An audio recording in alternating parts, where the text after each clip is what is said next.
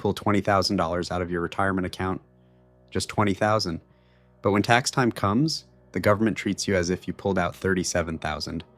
Where did that extra $17,000 of taxable income come from? You never saw it. It never hit your bank account. And yet there it is, sitting on your tax return, costing you real money. That gap isn't a mistake, it's a trap. And here's the part that should make you pay close attention. That trap has almost nothing to do with how much money you saved.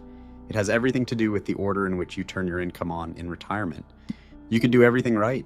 Save for decades, pay off the house, live below your means, and still walk straight into thousands of dollars in unnecessary taxes simply because you flipped the wrong switch first. Now, this matters whether you're already retired or you're 30 years away, because the people who understand this early are the ones who plan for it and avoid it entirely. In this video, I'll show you the 3 retirement paychecks, the 3 hidden tax traps that catch people who claim in the wrong order, and the smarter sequence that can save you tens of thousands of dollars. This isn't about earning more, it's about keeping more of what you already earned. Let's get into it.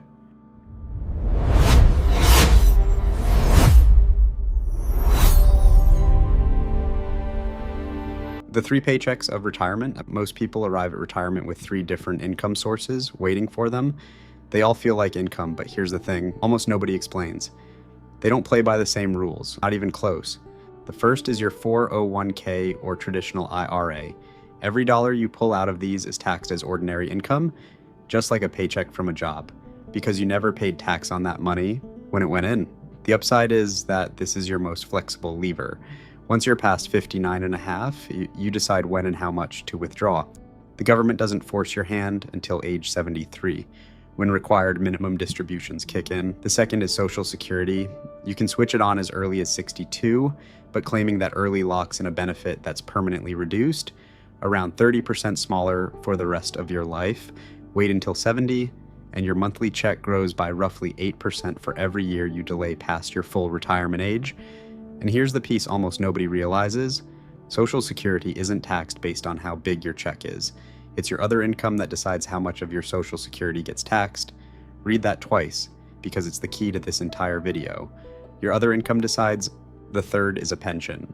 Fewer people have these now, but if you do, it's usually a fixed check that switches on automatically at retirement or at 65. You rarely get to delay it, and it's taxable as ordinary income. So a pension quietly fills up your taxable income before you've touched anything else. One you control completely, one you can speed up or slow down, and one turns on whether you like it or not. Mix them in the wrong sequence, and they work against each other. What most people do, and why it backfires. So what does the average careful, responsible person do? They take the sequence that feels safe. They claim Social Security early at 62 because it feels guaranteed. Take the money while you can. They let their 401k sit and grow untouched because someone once told them never to touch retirement savings early, and the pension turns on whenever it turns on. It sounds responsible, doesn't it?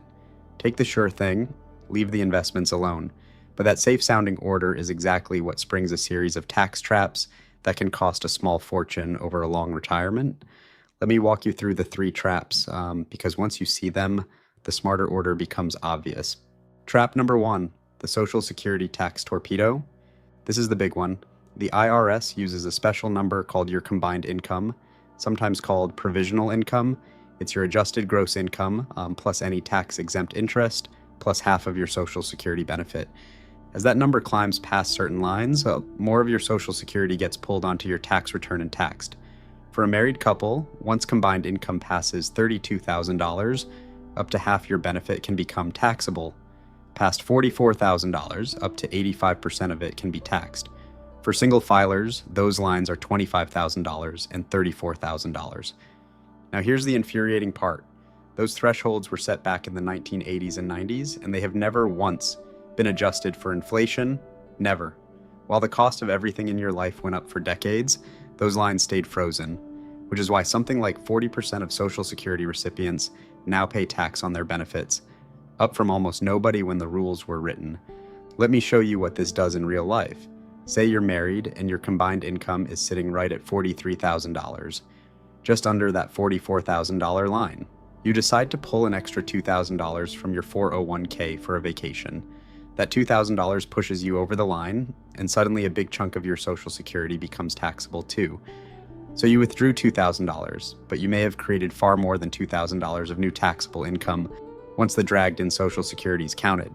That vacation withdrawal can end up taxed at an effective rate well north of 40%. That's the torpedo. Pulling the wrong dollar from the wrong place doesn't get taxed once. It gets taxed twice because it drags your Social Security into taxable territory alongside it. And that's how a $20,000 withdrawal can look like $37,000 on your return. The withdrawal itself is $20,000, but it can make another $17,000 of your Social Security taxable.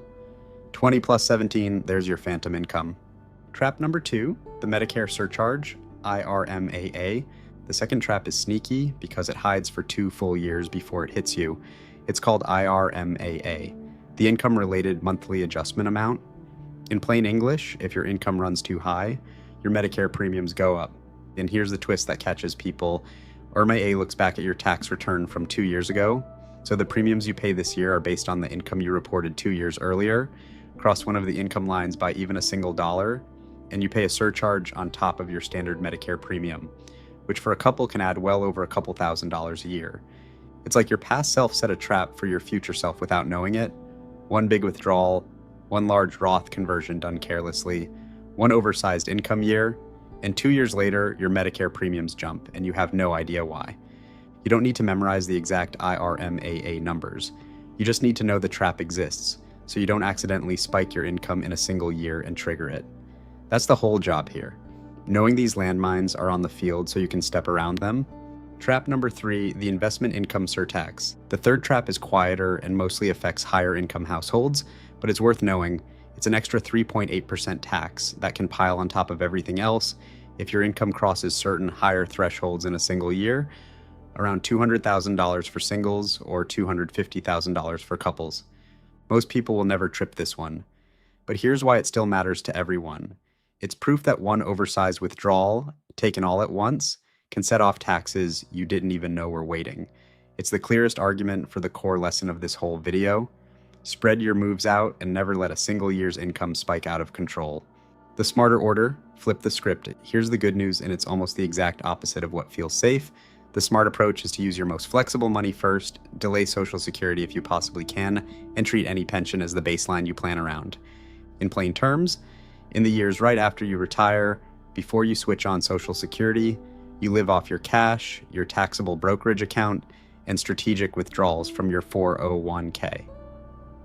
Why does this work? Because every dollar you pull from your 401k before you claim Social Security cannot trigger the torpedo. It can't.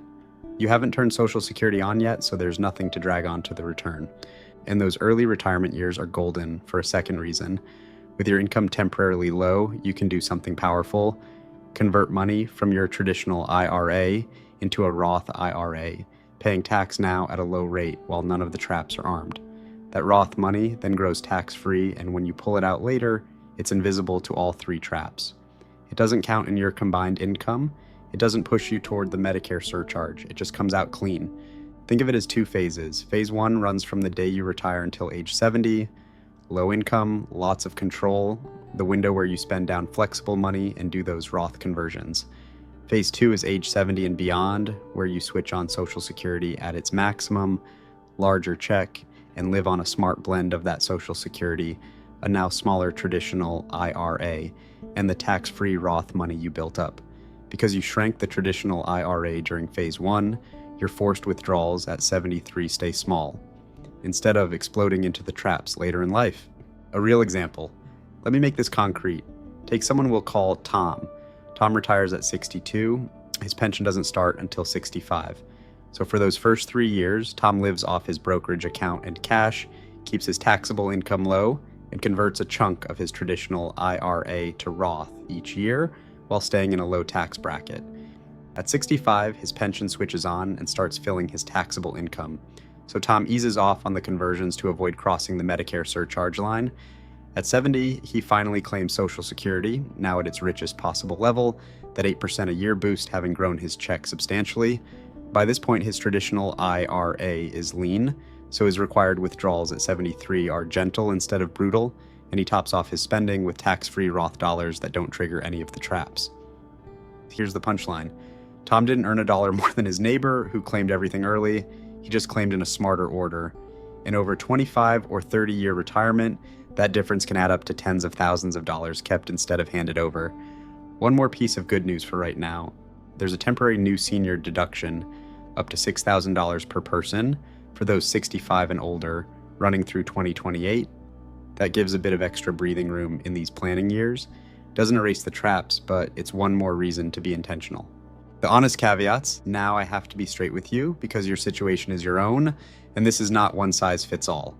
If your health is poor, if your savings are thin, if you genuinely need the income today, or if you're widowed and the benefit math changes, claiming Social Security earlier may be exactly the right move for you, and there's absolutely nothing wrong with that. The point was never always wait until 70. The point is to be intentional, because the wrong order, chosen by accident, can be brutally expensive. And one more principle: don't let the tax tail wag the dog. Start with the retirement you actually want to live, then optimize the taxes around it, not the other way around. Saving on taxes is worthless if it means living smaller than you need to. This is also education, not personalized tax advice. The numbers and thresholds are real, but your situation has details I can't see. Run your own numbers, or sit down with a qualified tax professional or financial planner before you make any big moves. This kind of planning is exactly where a good advisor earns their fee many times over. But your simple decision tree. So here's the roadmap simplified. 1, do you have a pension? If yes, it fills your taxable income floor and shrinks your planning window, so watch those income lines carefully. 2, can you cover your spending in early retirement without Social Security right away? If yes, delaying it becomes a powerful option, both for the bigger check and for the tax planning window it opens. 3, are you near a tax bracket edge or a Medicare surcharge line? If so, avoid accidental income spikes, spread withdrawals and conversions across years rather than taking one giant lump. That's the whole framework. Here's the bottom line. The right claiming order isn't about squeezing the most out of any single account. It's about paying the least tax across your entire retirement, which protects your freedom and keeps more of what you spent a lifetime earning. For a lot of people, that means spending down your 401k and taxable accounts first, converting to Roth while your income is low and the traps are quiet, and leaving Social Security alone until it's grown as large as possible. Be intentional with the sequence, and the nasty surprises largely disappear. And if you're younger and retirement feels far away, this is exactly the kind of thing that pays to understand now. The person who spends their working years building up a mix of account types, especially a healthy Roth balance, gives their future self far more flexibility to play this game well. The moves you make in your 30s and 40s decide how many options you have in your 60s. Most people never learn any of this until it's too late to plan around it. Now, you're not most people. If this made you think differently about your retirement income, do me a favor and subscribe. Net Worth Nation is built for people who want to understand how money actually works, at every stage, so they can keep more of what they earn. Drop a comment below. Are you already thinking about your claiming strategy, or is retirement still years away for you? And if you found this helpful, what part surprised you the most? If you know someone approaching retirement who's about to claim Social Security early just because it feels safe, share this video with them. Understanding the order could save them a genuinely life-changing amount of money. Thank you for watching, and I'll see you in the next one. Let's build